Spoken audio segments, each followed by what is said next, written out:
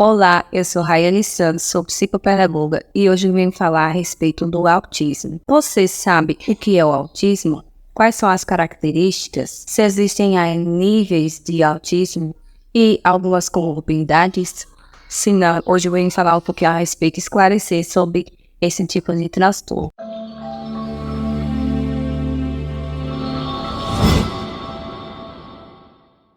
O autismo, ele é um transtorno neurobiológico do desenvolvimento infantil. Tem uma origem biológica e genética, ou seja, a criança ela não adquire o autismo, ela já nasce com o autismo.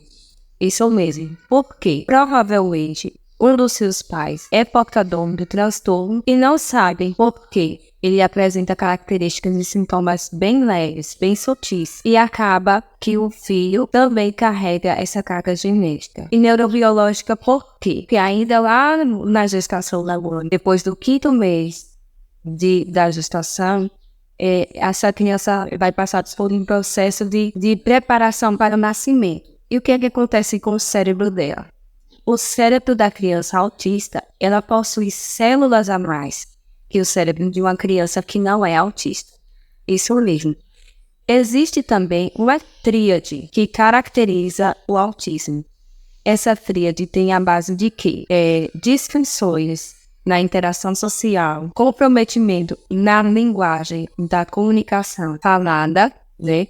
Ou não verbal. Também existe comprometimento no comportamento dessa criança. É muito importante que o diagnóstico precoce, porque a partir dos 3 anos de idade da criança já é possível identificar se há ou não a presença do transtorno do espectro autista. Os sintomas já são bem característicos, alguns são bem sutis, mas já é possível identificar se essa criança é portadora ou não desse tipo de transtorno.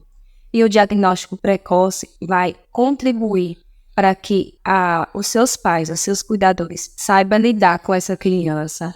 Também possa ser desenvolvidas as habilidades e as competências necessárias para que essa criança consiga desenvolver a sua autonomia, o seu autocuidado, isso mesmo, suas habilidades necessárias para o convívio social no meio em que ela vive. Segundo o Manual dos Transtornos Mentais, o DSM-5, existe uma gama de autismo, diferenciação aí do autismo. De início, ele pode ser caracterizado com os níveis leve, moderado e grave.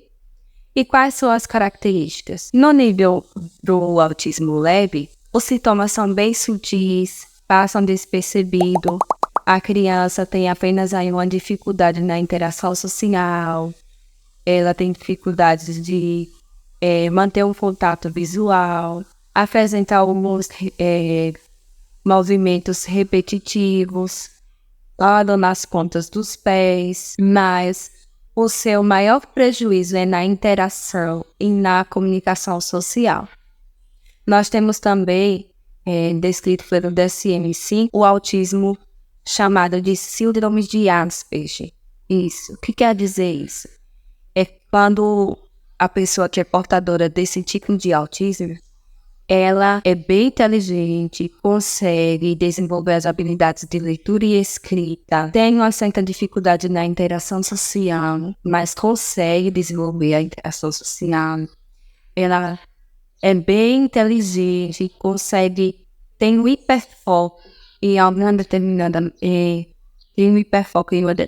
matéria, seja matemática ou na parte da leituras do alfabeto em geral. Ela tem o hiperfoco em determinada coisa. Ela apresenta o hiperfoco em um determinado objeto ou em uma música que ela goste muito. O que é que caracteriza, então, a síndrome de Asperger? Já que a criança é bem inteligente e consegue desenvolver essas habilidades que eu mencionei. É que lá no início do desenvolvimento dela, infantil após o nascimento, quando ela foi passar pelo desenvolvimento da fala, houve um pequeno atraso. Por isso é muito importante que os pais levem os seus filhos ao pediatra para estar acompanhando a questão do desenvolvimento infantil aí, as fases do desenvolvimento infantil, a linguagem, desenvolvimento motor, porque se houver um pequeno atraso, já é o sinal de alerta para ser identificado, né? A causa desse atraso. Então, há um pequeno atraso no desenvolvimento da fala.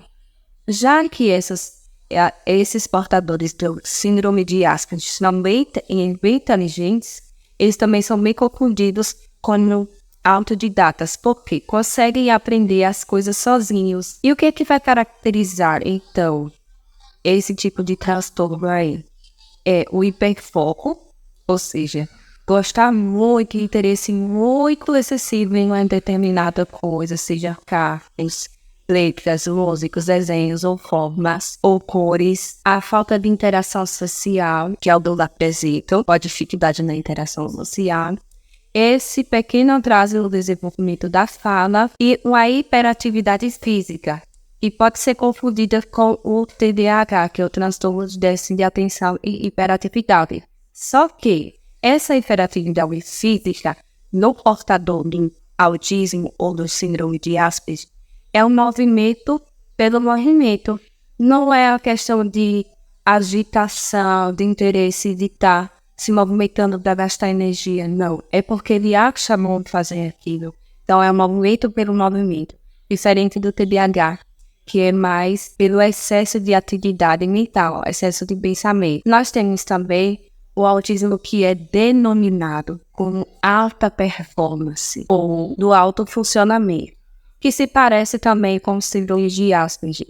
São as pessoas que são portadoras desse tipo de autismo, são bem inteligentes, desenvolvem as habilidades de leitura e escrita, mas, diferente da síndrome de Asperger, eles não possuem o atraso na fala. Então, por isso, no processo de avaliação, se há ou não o transtorno, a avaliação tem que ser feita bem cautelosa, um olhar muito atento com a investigação bem profunda, principalmente junto com a família, porque vão ser coletadas informações com a família por meio da anamnese, desde o momento em que essa mãe estava gerando essa criança. Esses portadores do autismo de alta performance são bem inteligentes também. Também são taxados como autodidatas, porque também conseguem aprender as coisas sozinhos. E nós temos também o autismo clássico, que todo mundo conhece. Muitas pessoas só de colocar o olho em uma criança ou em um adolescente que é portador do autismo já identifica que tem. Porque os sintomas são graves, são bem característicos, movimentação repetitiva de movimentos estereotipados, balançar por torcer as mãos, saltar, andar nas pontas dos pés, não manter contato visual, os estímulos externos, que são barulhos, o excesso de luz incomoda essa criança, deixa ela agitar, ela tem uma hiperatividade mais intensa, ela tem um atraso na fala, por exemplo, atraso também no desenvolvimento motor, uma criança também que apresenta muitas birras ao longo do dia, justamente por conta desse estímulo sonoro, excesso de estímulo sonoro ou visual. Ela não consegue lidar com as informações que chegam ao seu cérebro, que não consegue processar direito. Então, acaba causando essa birra, porque ela está se incomodando e possui muitos movimentos estereotipados. Agora, eu quero falar a respeito das disfunções, para ficar mais específico esse vídeo, para que você possa entender um pouquinho mais a respeito do autismo e da importância que é o diagnóstico precoce. Existem as disfunções no comportamento, existem as disfunções sensoriais e as disfunções na linguagem. Vamos falar sobre as disfunções do comportamento. Quais são elas? Interesse restrito, gosta de brincar sempre com a mesma coisa, ou com carros, ou com rodas, coisas que giram. Gosta de enfileirar sempre os brinquedos, objetos das mesmas cores. Gosta sempre de um determinado filme. Tem uma resistência aí com a questão da rotina. Se tem uma alteração na rotina, essa criança não sabe lidar muito bem, fica estressada, é um motivo de uma birra, porque para ela tudo tem que acontecer no mesmo ritmo, no mesmo horário, da mesma forma. Movimentos estereotipados, como pular, saltar, correr, pronunciar palavras que não tenham sentido naquele momento, mas que ela pronuncie essa palavra com frequência. Hipersensibilidade ao toque. Muitas crianças não gostam de colo, não gostam de ser abraçadas, não gostam de ser tocadas, porque tem a hipersensibilidade ao toque. Autoagressão. Quando algo sai fora do controle dela, quando ela não está preparada para aquilo que vai acontecer, porque sair por fora da rotina, que acaba irritando essa criança, ela tem a autoagressão, ela acaba se mordendo, ou batendo sua cabeça em algum lugar, ou se batendo mesmo, ou se machucando, gostam de objetos que giram. E as disfunções na linguagem. Muitos autistas são não verbais, ou seja, eles não conseguem manter uma comunicação com a pessoa de pedir o que eles querem ou apontar. Muitos autistas têm dificuldade em apontar, em mostrar o que quer, em falar em nome de um determinado objeto, de pedir algo, pedir o que ele quer naquele momento. Ele não consegue falar, não consegue se expressar por meio da linguagem falada, a linguagem oral, ou a linguagem não verbal, que é o apontar, é o gesto.